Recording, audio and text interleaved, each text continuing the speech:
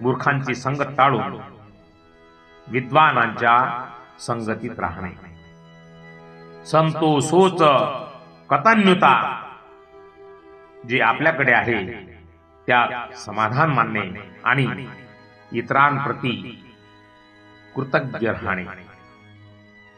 फुट्टस्स लोक धम्मेहि चित्तं यस्य न कंपती, जीवनातील चढ उतारांमध्ये लाभ हानी, यश आणि अपयश ज्याचे मन डगमगत नाही तोच खरा सुखी. केवळ स्वतःच्या सुखाचा विचार केल्याने मन संकुचित होते, पण जेव्हा आपण मैत्री, करुणा, मुदिता आणि उपेक्षा यांचा सराव करतो तेव्हा प्रेरणेचा